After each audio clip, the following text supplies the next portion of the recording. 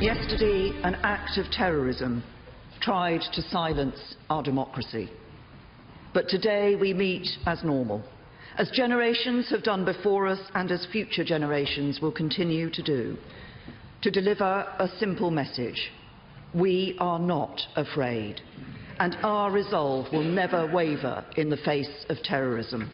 British Prime Minister Theresa May addressing Parliament Thursday, one day after a terror attack in central London that left 4 victims dead, including 1 American and dozens of others injured. The attacker, identified as 52-year-old British-born citizen Khalid Masood, drove a car into pedestrians on Westminster Bridge and then attempted to enter Parliament, stabbing a police officer before being shot and killed. Wednesday's attack came on the 1-year anniversary of the Islamic State assault on the airport and subway station in Brussels, and also follows last year's truck rampages in Nice and Berlin. Wall Street Journal columnist and editorial page writer Sohrab Ahmari joins us now from London. Welcome, Sohrab.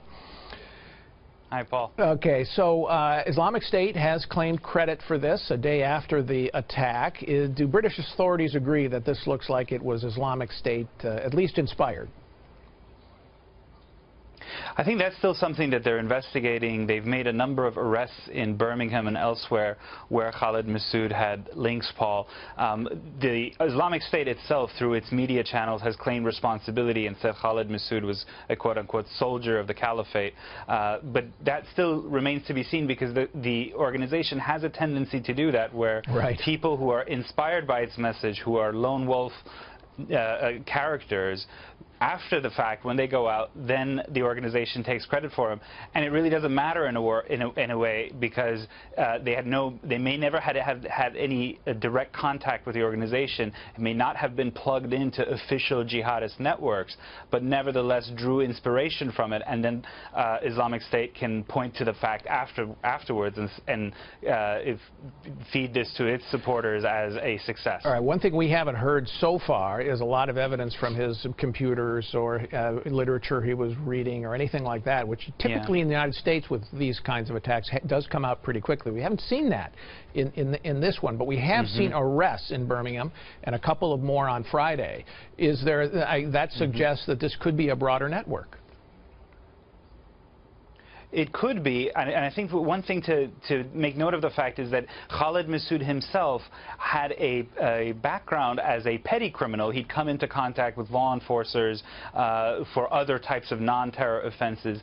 And the Prime Minister pointed out that he had been a peripheral, quote-unquote, character in other terrorist instances, but wasn't picked up, which recalls the Omar Mateen case in the U.S., where the authorities suspected something, but ultimately concluded he wasn't a threat. Unfortunately, it turned out to be the case. So, and this just goes to how difficult this new model of terrorism is, where it's these people with petty criminal backgrounds, radicalized somehow, and then with just a car and a knife, they can unleash havoc on a major metropolitan area. Yeah, Birmingham is a particular source of concern for British security agencies. Explain why that is. Well, it's 3 areas that are where most of the British jihadis come from. Right now, there's 3,000 jihadis that the British authorities are looking at. Not all jihadis, but extreme cases, extremists, radicals, people and so forth. who are under suspicion.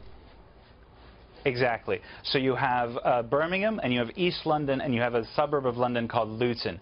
These are areas where there are pockets of Muslim communities, vast majority of them perfectly law-abiding, but it's where these radical mosques, radical imams operate, and where most of the foreign fighters, for example, who go off to Syria and Iraq may originate from these types of neighborhoods. And you see these patterns all across Europe, specific neighborhoods around Brussels, specific suburbs of Paris, where you have typically ill-assimilated Muslim communities. It doesn't mean that all of them are ticking time bombs, but that they're these ecosystems that breed jihadism. One of the things that's really interesting, this is the first big attack in Britain since, I think, the subway bombings in 2005. So the British intelligence services, security agencies have a pretty good record here, and yet they've been warning now for some weeks that there could be a lot more attacks. Is there any particular reason they've been saying that? Is this partly Syrian related, for example? Paul, I think that this has been something that we should have been alert to, in the sense that as Islamic State is losing territory in Iraq and Syria, that it may attempt to radicalize more people. Now, again, it's not clear in this case whether Khalid Masood was directly radicalized or plugged in. He may not have been.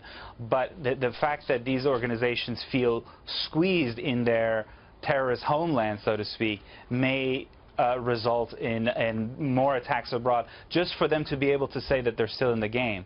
I've heard from Middle Eastern security analysts and officials where they say, you know, watch out for the next wave might be ISIS 2.0 trying to prove itself, whatever that organization is, being extremely brutal, and then the remnants of ISIS 1.0 just trying to show that it's still in the game by staging brutal attacks. Okay, Sohrab Ahmari, thanks very much for staying up late for us.